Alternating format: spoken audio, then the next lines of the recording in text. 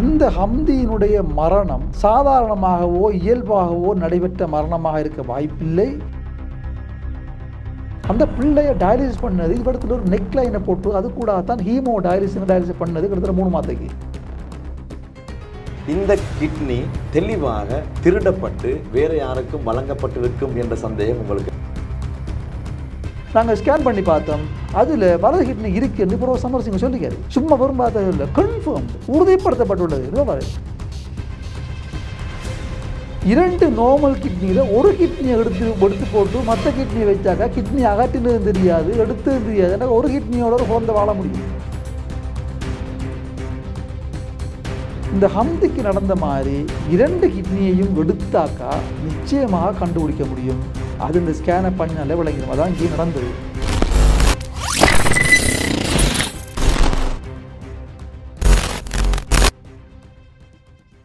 அஸ்ஸலாமு அலைக்கும் வரஹ்மத்துல்லாஹி வபரகாத்துஹு. ஷார்ட் நியூஸ் வழங்கும் மற்றும் ஒரு ஷார்ட் டாக் நிகழ்ச்சியில் உங்கள் அனைவரையும் சந்திப்பதில் மகிழ்ச்சி அடைகிறேன். ஏற்கனவே நடந்த ஒரு நிகழ்ச்சியின் தொடராகத்தான் இது நடைபெறுகின்றது. உங்களுக்கு தெரியும், 2023ஆம் ஆண்டு இலங்கையை உலுக்கிய ஒரு சம்பவம் என்றால் சிறுவன் ஹம்தியின் மரணம். அது கொலையா அல்லது அது இயற்கையிலே நடைபெற்ற ஒரு மரணமா என்ற விடயத்தில் பலரும் பேசிக்கொண்டே இருக்கின்றார்கள், இன்றளவிலும் பேசுகின்றார்கள். கடந்த வாரம் பாராளுமன்றத்திலே கொழும்பு மாவட்ட பாராளுமன்ற உறுப்பினர் முஜிபுர் ரஹ்மான் அது பற்றி வினா எழுப்பியிருந்தார். எனவே ஹம்திக்கு என்ன நடந்தது என்பது இன்னும் மிகப்பெரிய ஒரு மர்மமாகவே இருக்க, இன்றைய தினம் கொழும்பு நீதவான் நீதிமன்றத்திலே இலக்கம் 2 ஹம்திக்கு சாதகமான ஒரு உத்தரவு வந்திருக்கின்றது. எனவேதான் நாங்கள் அவருடைய ஹம்தியின் பெற்றோர்களை அழைத்து ஹம்திக்கு நடந்த அநியாயங்களை பற்றி பேசியிருந்தோம். இந்த மரணம் சம்பவித்ததில் இருந்து இன்று வரையிலே போராடக்கூடிய மிக முக்கியமான ஒரு சட்டத்தரணியை நாங்கள் அழைத்து வந்திருக்கின்றோம். இன்று வழங்கப்பட்ட தீர்ப்பு என்ன அல்லது உத்தரவு என்ன, எதிர்காலத்தில் இந்த வழக்கு எந்த திசையை நோக்கி நகரும், என்னென்ன நடைபெறப் போகின்றது என்பதை சமூகமயப்படுத்துவதற்காக அந்த வகையிலே இன்றைய நிகழ்ச்சிக்காக வேண்டி இங்கே வருகை தந்திருக்கின்றார்கள் சட்டத்தரணி YLM யூசுப் அவர்கள். அவர்கள் ஒரு வைத்தியரும் கூட. நிகழ்ச்சிக்குள் அவர்களை சலாம் கூறி அன்போடு வரவேற்றுக் கொள்கிறேன். டாக்டர் அஸ்ஸலாமு அலைக்கும் வரஹ்மத்துல்லாஹி வபரகாத்துஹு. வஅலைக்கும் அஸ்ஸலாம் வரஹ்மத்துல்லாஹி வபரகாத்துஹு. எப்படி இருக்கிறீங்க? அல்ஹம்துலில்லாஹ். நோம்பெல்லாம் எப்படி போகுது? அல்ஹம்துலில்லாஹ், எல்லாம் முழுமையான மாதிரி போகுது. ஒரு போராட்ட குணம் கொண்ட ஒரு சட்டத்தரணியை நான் நீண்ட நாளாக பார்க்க வேண்டும் என்று ஆசைப்பட்டாலும் இதுதான் என்னுடைய முதலாவது சந்திப்பு. ரொம்ப சந்தோஷம். ஹம்தியுடைய இந்த மரணம் சம்பவித்ததில் இருந்து உங்களுடைய ஃபேஸ்புக் பக்கத்தில் அதிகமாக எழுதியிருந்தீர்கள். நீங்கள் களத்திலே பல போராட்டங்களிலே உங்களை காண கிடைத்தது. இன்றைய நாளிலே உங்களுடைய முகத்திலே ஒரு சந்தோஷம் எனக்கு தெரிகிறது. உங்களுடைய முயற்சி வீணாகவில்லை. எந்த விதமான பணங்களையும் நீங்கள் அறவிடவில்லை. அந்த அப்பாவி பெற்றோர்களுடைய அவர்களுடைய ஏக்கம், அவர்களுக்கு நீதம் கிடைக்க வேண்டும் என்பதற்காக வேண்டி கடுமையாக போராடி ஒருவர். அந்த வகையிலே முதலிலே இந்த வழக்கு இப்போது எந்த திசையிலே, அதாவது எந்த பக்கம் இருக்கின்றது, இன்று வழங்கப்பட்ட தீர்ப்பு என்ன, இதனுடைய தன்மை என்ன என்பதை விளக்குங்கள். ஜஸாக்கல்லா ஹைரன். என்னை உங்களுடைய வீடியோ கலைத்து சம்பந்தமான உங்களுடைய பேட்டியில் என்னை கலந்து கொள்ள வைத்தமைக்காக உண்மையிலேயே இந்த ஹம்தியினுடைய வழக்கு அல்ஹம்துலில்லாஹ் ஒரு சிறந்த ஒரு கட்டளையை இன்று கொழும்பு நீதவான் நீதிமன்றம் இலக்கம் 2 வழங்கியுள்ளது. அதாவது கடந்த 1 வருடம் 8 மாத காலமாக நடைபெற்ற இன்குவெஸ்ட் என்று சொல்லப்படுகின்ற மரண விசாரணையில் கௌரவ நீதிமன்றம் தீர்மானித்திருக்கிறது, இந்த ஹம்தியின் மரணத்தில் சந்தேகத்திற்கிடமான காரணிகள் உள்ளது.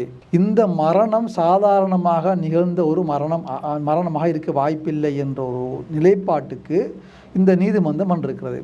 அதாவது சட்டம் என்ன சொல்லுகின்றது என்று சொன்னால், ஒரு மரணம் அல்லது ஒரு குற்றச்செயலில் ரீசனபிள் கிரவுண்ட் ஆஃப் சஸ்பிஷன், அதாவது நியாயமான சந்தேகம், ஒரு குற்றம் நடந்திருப்பதற்கான நியாயமான சந்தேகம் அல்லது சஃபிஷியன்ட் எவிடன்ஸ், போதுமான ஆதாரங்கள், அதாவது குற்றம் நடந்திருப்பதற்கு போதுமான ஆதாரங்கள் இருந்தால் அந்த குற்றத்தை செய்தவர்கள் என்று கருதப்படுகின்ற நபர்களை கைது செய்து சட்டத்தின் முன் நிறுத்த வேண்டும் என்று சட்டம் கூறுகின்றது. அந்த அடிப்படையில் இந்த ஹம்தியினுடைய மரணம் சாதாரணமாகவோ இயல்பாகவோ நடைபெற்ற மரணமாக இருக்க வாய்ப்பில்லை. இதில் நியாயபூர்வமான சந்தேகம் இருக்கின்றது. அதாவது இவருடைய மரணத்தில் நியாயபூர்வமான கிரிமினல் சந்தேகம் இருக்கின்றது என்ற அடிப்படையில் இந்த நீதிமன்றம் இன்று தனது கட்டளையை பிறப்பித்திருக்கின்றது. இதன்படி நீதிமன்றம் சிஐடிக்கு உத்தரவிட்டிருக்கின்றது. இதில் சம்பந்தப்பட்ட வைத்தியர்கள் அல்லது ஏனைய அதிகாரிகளை கைது செய்து நீதிமன்றத்தின் முன் நிறுத்தி வழக்கை ஆரம்பிக்கும்படி நீதிமன்றம் சிஐடியை வேண்டியுள்ளது. எனவே இதன் பிரகாரம் நான் நினைக்கிறேன் கொஞ்சம் நாள் எடுக்க முடியும் நினைக்கிறேன். காரணம் சொன்னாக்கா அவங்க யாரை கைது செய்ய வேண்டும் என்ற ஒரு முடிவை எடுக்க வேண்டும். இரண்டாவது, சம்பந்தமாக சட்டமா அதிபர் திணைக்களத்தின் முடிவு என்னவென்பதையும் அவர்கள் தெரிந்து கொள்ள வேண்டி இருக்கும் என்று நினைக்கிறேன். எனவே அந்த விடயங்களை அவர்கள் முடிவு செய்த ஏற்பாடு உரிய, அதாவது இந்த ஹம்தியின் மரணத்திற்கு பின்னால் இருக்கின்ற சூத்திரதாரிகளை அல்லது சூத்திரதாரிகளாக சந்தேகிக்கப்படுகின்றவர்களை கைது செய்து நீதிமன்றத்தின் முன் நிறுத்தப்படுவார்கள். இன்னும் அதன் பிற்பாடு வழக்கு ஆரம்பமாகும் என்று நினைக்கிறேன். உண்மையிலே அதாவது இந்த ஹம்தியின் வழக்கில் ஒரு மிக முக்கியமான ஒரு திருப்பு முனையாக இதனை காணலாம். அதாவது யாரெல்லாம் சந்தேகத்திற்கு இடமானவர்களாக இருக்கின்றார்களோ அவர்களை கைது செய்யுமாறு உத்தரவு பிறப்பிக்கப்பட்டிருக்கின்றது. இந்த வழக்குக்கு இப்போது எத்தனை காலம்? இதுவரைக்கும் எங்களுக்கு உண்மையிலேயே மிக நீண்ட காலம் போயிருக்கின்றது. 1 வருடம் 8 மாதம் போயிருக்கின்றது. இதுக்கு பிற்பாடு நாங்கள் இந்த வழக்கு எவ்வாறு முன்னெடுத்து செல்லப்பட போகின்றது என்பதை பொறுத்து, அடுத்த வழக்கு எப்போது ஆரம்பிக்கப்பட போகின்றது என்பதையும் கூட சிஐடியும் சட்டமா அதிபர் திணைக்களம் தான் தீர்மானிக்கும். எனவே அந்த இடத்துல நாங்கள் எங்களுடைய ரிப்ரசன்டேஷனை செய்து நாங்கள் இதை துரிதப்படுத்தும்படி கேட்கக்கூடிய வாய்ப்பும் எங்களுக்கு இருக்கின்றது. அந்த அடிப்படையில் நாங்கள் அதை செய்ய வேண்டி இருக்கும் நினைக்கிறேன். ஆனாலும் இந்த வழக்கு ஆரம்பிக்கப்பட்ட பிற்பாடு இந்த வழக்கை எங்களது சார்பாக சிஐடி தான் முன்னெடுத்து செல்வார்கள். எனவே அந்த இடத்துல இதில் உள்ள முக்கியமான ஒரு விஷயம் என்னென்னு சொன்னாக்கா, ஒரு வைத்தியராக இருந்து கொண்டு இந்த சம்பவம் எவ்வாறு நடைபெற்றது என்று அல்லாஹு தாலா எனக்கு தெளிவுபடுத்தக்கூடிய ஒரு வாய்ப்பை தந்ததினால தான் இந்த வழக்கில் இவ்வாறான சந்தேகத்திற்கிடமான நிலைப்பாடு இருக்கின்றது என்பதை நீதிமன்றம் அறியக்கூடிய ஒரு வாய்ப்பு இருந்திருக்கின்றது என்று கருதுகிறேன். இதே விடயத்தை ஒரு சாதாரண ஒரு சட்டத்தரணி அணுகிப்பாராக இருந்தாக்கா இந்த விடயத்தை அவருக்கு தெரிந்து கொள்ளக்கூடிய வாய்ப்பு இருந்திருக்க வாய்ப்பில்லை. அந்த அடிப்படையில் நாங்கள் இந்த வழக்கை ஆரம்பித்த பிற்பாடும் கூட இந்த போலீஸ் அல்லது சிஐடி சார்பாக நாங்களும் குறிப்பாக நாங்கள் இதில் சம்பந்தப்பட்டுத்தான் இந்த விடயத்தை நிரூபிக்க வேண்டிய ஒரு தேவையும் ஏற்படும். அந்த அடிப்படையில் நான் இங்கே சொல்ல விரும்புகிற முக்கியமான விடயம், இதை சந்தேகமாக நீதிமன்றம் கருதுகின்றது அல்லது கருதியது என்று நாங்கள் பார்ப்போமா இருந்தாக்கா, இந்த ஹம்தியின் நோய் ஏற்பட்ட காலம் முதல் அவருக்கு ஆப்ரேஷன் செய்யப்படும் காலம் வரைக்குமாக செய்யப்பட்ட நான் நினைக்கிறேன் more than 10 ஸ்கேன்ஸ், ஒவ்வொரு வகையான ஸ்கேன், அதாவது ultrasound scan, TMSA scan, TDPS scan, MCUG scan, IVU என்று சொல்லப்படுகின்ற அப்படியான டெஸ்ட் எல்லாம் பண்ணப்பட்டது. இந்த எல்லா ஸ்கேன்கள்லையும் 2 பக்கமும் ஹம்தியினுடைய சிறுநீரகம் அல்ல கிட்னி சாதாரணமான நோமலான வயிற்றினுடைய அந்த ரீனல் பெட் என்று சொல்வார்கள் ஆங்கிலத்தில், அதாவது தமிழில் சொல்ல போனாக்கா சிறுநீரக கட்டில் என்று சொல்லலாம். அந்த நோமலாக இருக்கிற இடத்துல தான் இருந்தது என்று சொல்லுகின்றது. அதில் இடது பக்கத்து சிறுநீரகம் மட்டும் வீங்கி இருந்தது, அதாவது ஹைட்ரோனெஃப்ரோசிஸ், அது ஒரு பிளாக் இருந்ததால். ஆகவே அந்த கிட்னி வேலை செய்ய போனதால் அதை அகற்ற வேணும். அது இருந்தாக்கா பிள்ளைக்கு ஃபியூச்சரில் ஆபத்துகள் வருமண்டில் வரலாம்ங்கிற ஒரு சந்தேகத்தின் அடிப்படையில் தான் அந்த ஆப்ரேஷனை பண்ண வேணும் என்று சொல்லி ப்ரொஃபஸர் மலிக் சமரசிங்கங்கிறவர் தான் இந்த நோயாளியை லமாரோகல், அதாவது எல்லாரட்சிக்கு அட்மிட் பண்ணி பார்த்தார். அப்போ அவர் தான் மெயினாக ரெக்கமெண்ட் பண்ணி இந்த கிட்னியை அகற்ற வேணும், அகற்றினா தான் அந்த பிள்ளைக்கு பிரச்சனை ஒன்றும் இல்லாத ஒரு கிட்னியில் மனுஷன் உயிர் வாழ முடியுங்கிற அந்த சிபாரிசை செய்து அவர் அந்த ஆப்ரேஷனை பண்ண ஆரம்பித்தார். அப்போ இந்த பண்ணும் வரைக்குமான எல்லா ஸ்கேன்லையும், அதாவது முக்கியமான தகவல் என்னக்கா, more than 10 ஸ்கேன், ஒவ்வொரு வகையான ஸ்கேன் பண்ணப்பட்டது. ரெண்டாவது, இந்த ஸ்கேன் ஒரே மெஷினில் செய்யலை, ஒவ்வொரு வகையான மெஷினில். ஒன்று எல்லா ஆராய்ச்சியில் இருந்த மெஷின், மற்றது நான் நினைக்கிறேன் நான் ஆசிரியர்கள் எங்கேயோ செஞ்சு இன்னொரு ஹாஸ்பிட்டல். அப்போ ஒவ்வொரு வகையான ஹாஸ்பிட்டலில் இருந்த ஒவ்வொரு வகையான மெஷின், அதுவும் செய்த டாக்டர் மாதிரி ஒரு 4-5 டாக்டர், ஒரு டாக்டரும் இல்லை, கன்சல்டன்ட் டாக்டர்ஸ் மாதிரி மட்டும் 3 பேர் ரேடியோலஜிஸ்ட்னு சொல்லப்படுகின்ற. ஆகவே இவங்க எல்லாரும் செய்த ஸ்கேனில், எல்லாரும் செய்த ஸ்கேன்லையும் எல்லா மெஷின்லையும் 2 சிறுநீரகங்களும் இருக்கிறது என்று வந்தது. ஆப்ரேஷனை பொறுத்து திடீர்னு எப்படி மறைய முடியும்? இப்படி ஒரு அதிசயம் உலக வரலாற்றில் இதுக்கு முதல் நடைபெற்று பெறான் கேள்விப்படவே இல்லை. அடுத்து என்ன சொன்னாக்கா, அப்படி நாம் நடக்கலாம் இருந்தாக்கா ஸ்கேனை நம்பி யாரும் இனி ஆப்ரேஷன் பண்ணவும் முடியாது. ஸ்கேனில் இருக்கும் ஒரு அங்கே போனால் இல்லாமல் போய்த்துனாக்கா உயிருக்கு ஆபத்து வந்துடும் பயம் பெறும்டாக்கா யாரும் ஆப்ரேஷன் பண்ண மாட்டாங்க. டாக்டர், நான் ஃப்ராங்காக ஒரு வினாவை கேட்குறேன், அதாவது கேட்டே ஆகணும். இந்த நிகழ்ச்சியை பார்க்கக்கூடிய அனைவருக்கும் இந்த கேள்வியை கேட்க மாட்டாரா என்ற ஒரு எண்ணம் வரும். அதாவது இந்த கிட்னி தெளிவாக திருடப்பட்டு வேறு யாருக்கும் வழங்கப்பட்டிருக்கும் என்ற சந்தேகம் உங்களுக்கு இருக்கிறது? நிச்சயமாக இருக்கிறது, எனக்கு 100% இருக்கிறது.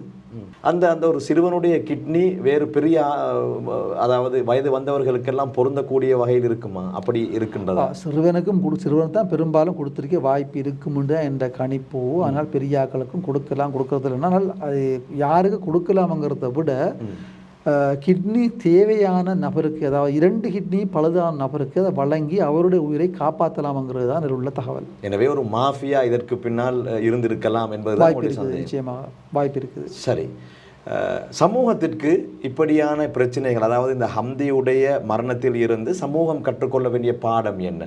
அதாவது ஹம்தி ஒரு நோயாளி, அவர் மரணித்து விட்டால் அவர்களுடைய பெற்றோர்களுடைய எண்ணமே வேறு யாரும் பிள்ளைகளுக்கு இப்படியான ஒரு அசம்பாவிதம் நடைபெற்று விடக்கூடாது. அப்படியான சிறுநீரகங்கள் பாதிக்கப்பட்ட பிள்ளைகள் இன்னும் ஆயிரம் பிள்ளைகள் நமது சமூகத்தில் இருக்கின்றார்கள். இந்த பிள்ளைகளுடைய பெற்றோர்களுக்கு நீங்கள் ஒரு சட்டத்தரணியாகவும் ஒரு வைத்தியராகவும் சொல்லக்கூடிய ஆலோசனை என்ன? நிச்சயமாக இது மாதிரியான கிட்னி அல்லது வேறு உறுப்புகள் அகற்றப்பட்ட ஒரு வரலாறை அல்லது சம்பவத்தை நான் கேள்விப்பட்டிருக்கவில்லை. இலங்கையில் இருக்கின்ற வைத்தியர்கள் மிகவும் கண்ணியமானவர்கள் என்பதுதான் என்னுடைய அபிப்பிராயம். அவர்கள் இத்தகைய செயல்களை செய்ய மாட்டார்கள் என்பதுதான் என்னுடைய திடகாத்திரமான முடிவு. ஆனால் இந்த சம்பவத்தில் இந்த பாதிக்கப்பட்ட பெற்றோர்கள் முதலாக என்னையே அணுகினார்கள். அவர்களுடைய அந்த ரிப்போர்ட்டை பார்த்ததும் எனக்கு நிச்சயமாக இங்கு ஏதோ ஒரு தவறு நடைபெற்றிருக்கிறது என்கின்ற ஒரு சந்தேகம் எனக்கு எழுந்தது.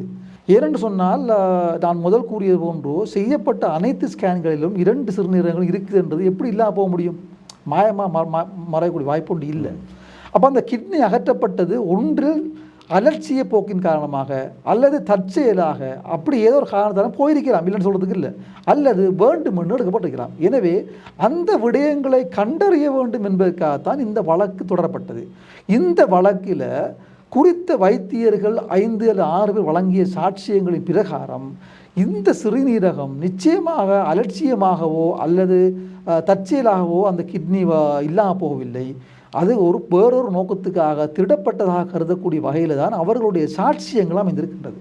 அந்த அடிப்படையில் அவர்கள் வழங்கிய சாட்சியத்தின் பிரகாரம் என்னுடைய அபிப்பிராயமாக இருக்கின்றது, அந்த கிட்னி ஏதோ வேறொரு நபருக்காக எடுக்கப்பட்டிருக்க வாய்ப்பு இருக்கின்றது என்கிற சந்தேகம் எனக்குள்ள முழுமையாக இருக்கின்றது. நான் கேட்கின்றேன், ஹம்தியை போன்று இன்னும் ஆயிரம் பிள்ளைகள் இருக்கின்றார்கள் சிறுநீரகம் பாதிக்கப்பட்டவர்கள்.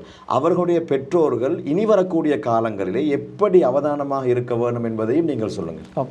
அந்த வகையில் இப்போ ஹாஸ்பிட்டல் சாதாரணமாக நாங்கள் போகும்போது 2 கிட்னியும் நார்மலாக வேலை செய்கிற கிட்னியோட வேறு வருத்தங்களோடு போகும்போது, அதாவது இப்படியான ஒரு மாஃபியா நடைபெறுமாக இருந்தால், நடைபெறுவதாக நான் கருதவில்லை, நடைபெறுமாக இருந்தால் நான் தெளிவுபடுத்துறது மக்களுக்கு ஒரு அறிவு வழங்குற நோக்கத்தில், 2 சிறுநீரகங்களும் நார்மலாக இருக்கிற வேறு ஏதாவது ஆப்ரேஷனுக்கு போகிற ஒரு குழந்தைக்கு அல்லது நபருக்கு 2 நார்மல் கிட்னியில் ஒரு கிட்னியை எடுத்து போட்டு மற்ற கிட்னியை வச்சாக்கா கிட்னி அகற்றினதும் தெரியாது, எடுத்ததும் தெரியாது. ஏன்னா ஒரு கிட்னியோட ஒரு குழந்தை வாழ முடியும், ஒரு கிட்னியோட ஒரு நபர் வாழ முடியும்.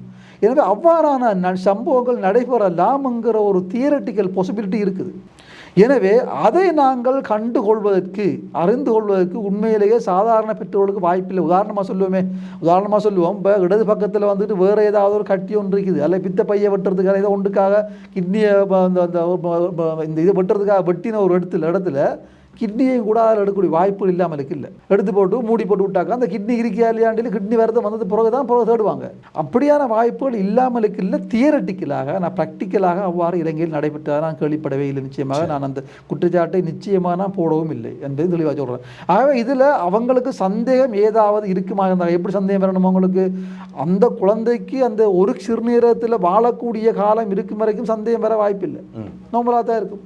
எப்போதாவது சிறுநீரகம் வருத்தம் வந்தால் தான் அவங்க டெஸ்ட் பண்ணி பார்த்து ஸ்கேன் பண்ணும்போது தான் கிட்னியை காணலாங்கிற விஷயம் வரும்.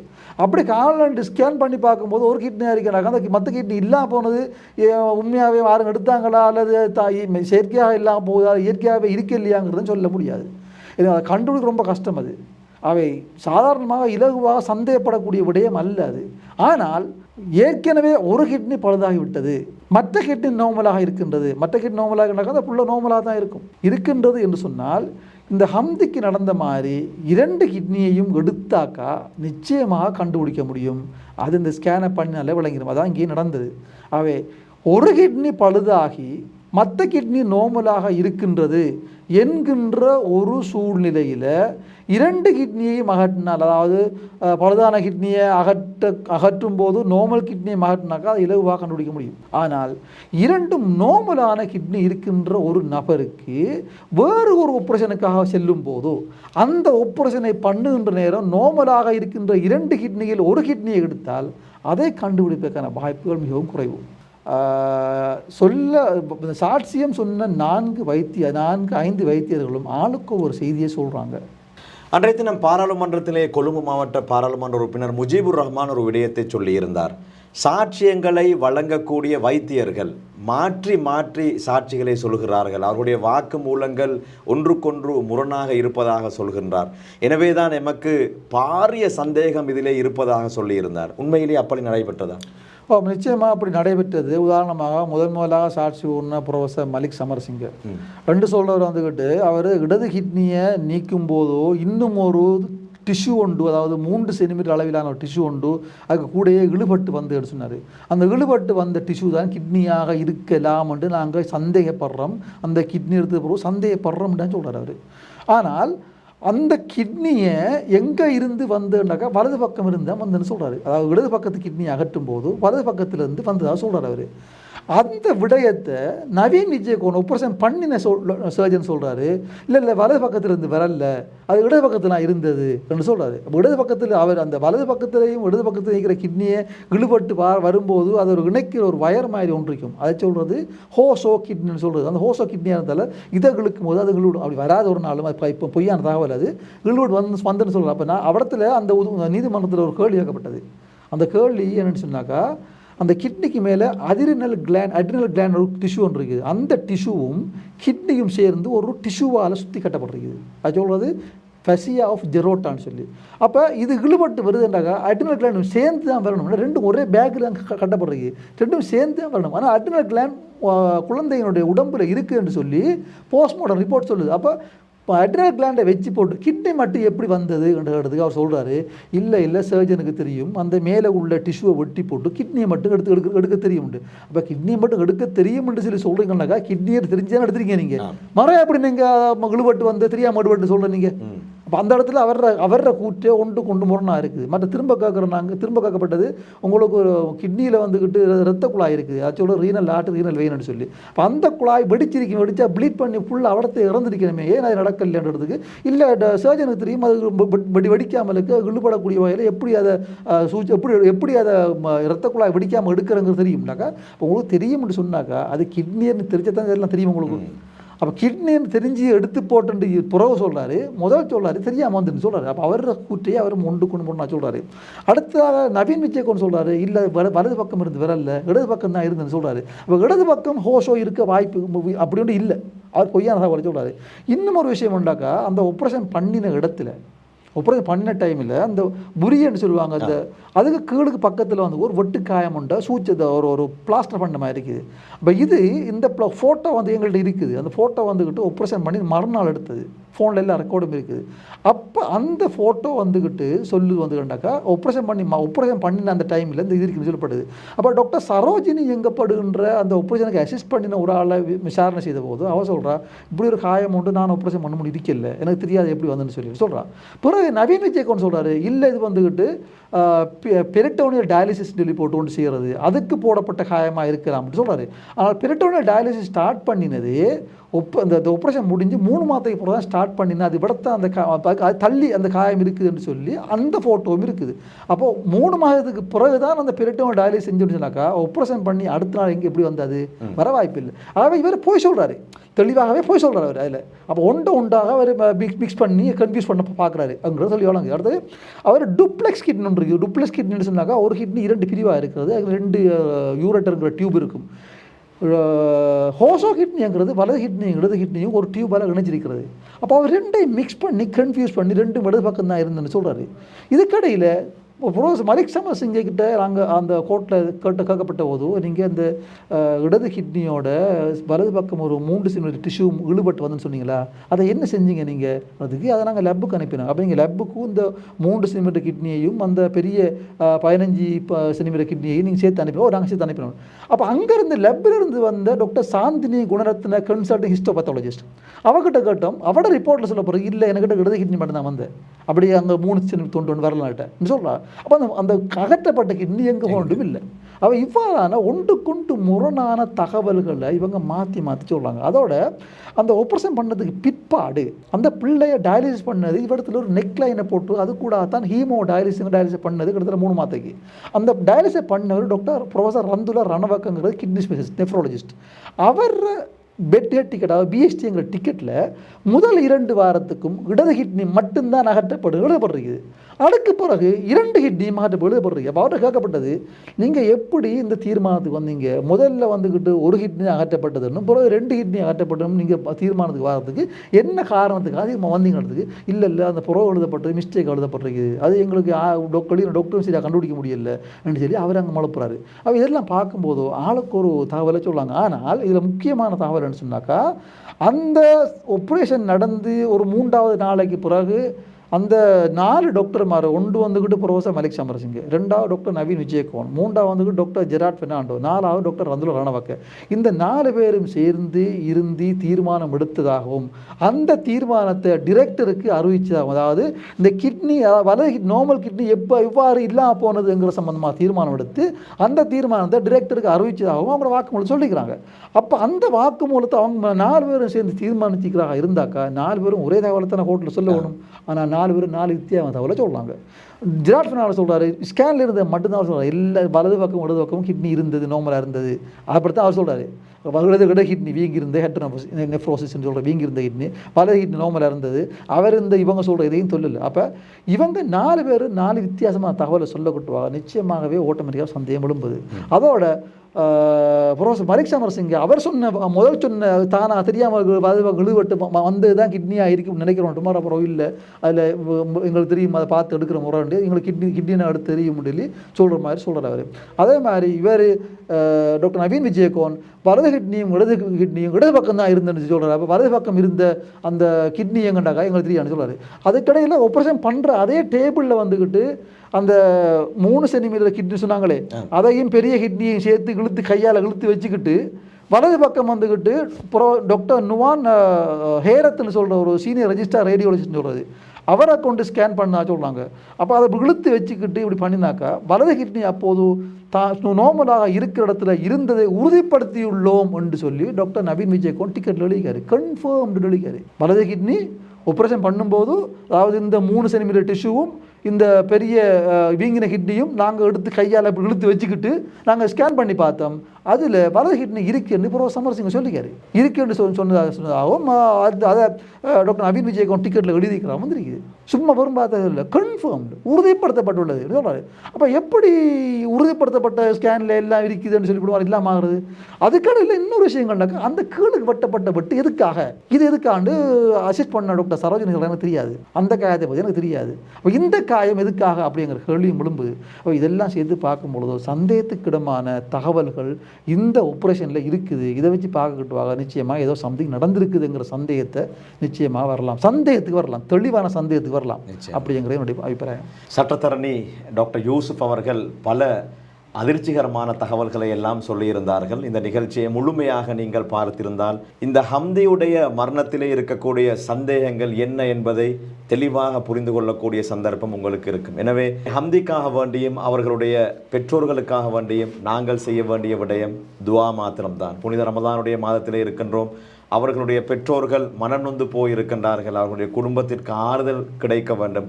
அதே போன்று ஆரம்பத்தில் இருந்து இன்று வரை சுமார் 1 வருடமும் 8 மாதங்களும் இந்த விடயத்திலே நியாயம் கிடைக்க வேண்டும் என்ற நல்ல எண்ணத்தோடு போராடக்கூடிய சட்டத்தரணி டாக்டர் யூசுப் அவர்கள் எந்த விதமான பணங்களையும் அறவிடாமல் இந்த சமூகத்தில் இது போன்ற அப்பாவிகளுக்கு அநியாயங்கள் நடைபெற்றுவிடக் கூடாது என்பதற்காக வேண்டி பாடுபடுகின்றார்கள். விசேடமாக அவர்களுக்காக வேண்டியும் நாங்கள் துஆ செய்து கொள்ள வேண்டும். ஒரு சமூகமாக எம்மால் அவற்றை மாத்திரம்தான் செய்ய முடியும். முடிந்தவர்கள் அவர்களுடைய அக்கம் பக்கத்தில் இருக்கக்கூடியவர்கள் அந்த பெற்றோர்களுக்கு எப்போதுமே ஆறுதலாக இருந்து கொள்ளுங்கள் என்பதையும் ஞாபகப்படுத்தி கொண்டு இன்றைய நாளிலே இவ்வளவு பிஸியான நேரத்திலும் கூட எங்களுடைய கலையகத்திற்கு வந்து மக்களுக்கு இந்த வழக்கின் தன்மை என்ன, ஹம்திக்கு இழைக்கப்பட்ட அநீதம் என்ன நியாயமான சந்தேகங்கள் என்ற விடயங்களை மிக தெளிவாக பேசிய சட்டத்தரணி டாக்டர் YLM யூசுப் அவர்களுக்கு எங்களுடைய கலையகம் சார்பாகவும் நேர்களை உங்கள் சார்பாகவும் நன்றிகளை தெரிவித்துக் கொள்கின்றோம். ரொம்ப நன்றி டாக்டர். ஜஸாக்கல்லாஹ் ஹைரன். வீடியோக்களை மிஸ் பண்ணாமல் பார்க்க இன்றே ஷார்ட் நியூஸ் யூடியூப் சேனலை சப்ஸ்கிரைப் பண்ணுங்கள்.